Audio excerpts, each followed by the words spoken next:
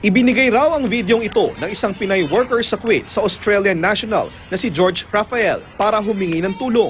Makikita ang Pinay na buwis-buhay na pinaglilinis ng bintana ng ikalawang palapak ng bahay ng employer nang walang suot na safety gear. Ayon kay George, isa lang ito sa mga pang-aabusong nasaksihan niya sa 6 na taong pagkatrabaho sa Kuwait. Ilang OFW na rin daw ang minaltrato, inabuso at itinuring na parang hayop na mga amo ang natulungan niyang makaalis.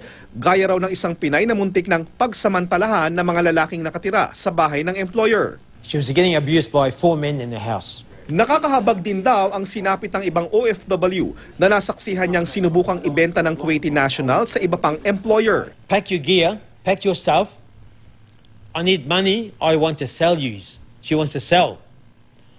And I said, no, why are these goats, sheep, lamb, cows, cars? She wants to sell? Ang ilang na-rescue ni George na OFW agad nakapunta ng embassy. Ang iba naman na ipasok niya ng trabaho sa kanilang restaurant. Umalis na ng Kuwait si George pero dumaan muna sa Pilipinas bago bumalik ng Australia para maikwento ang pang-aabusong nasaksihan niya. Ang mga pang-aabuso sa ating mga kababayan inaasahang matitigil sa bisa ng Memorandum of Understanding ng Kuwait at Pilipinas. Pumayag na raw ang Kuwait na ipagbawal ang sapilitang pagbenta sa household service workers sa ibang employer at ang pagkumpiska ng kanilang mga cellphones. Bukas na rin daw silang tanggalin na ang kafala system o yung pag-aangkin ng mga employer sa passport ng isang OFW dahil sila ang tumayong sponsor.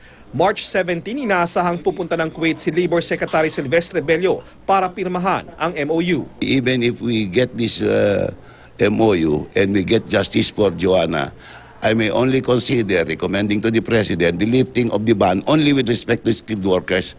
JP Soriano, Nakatutok, 24 Oras.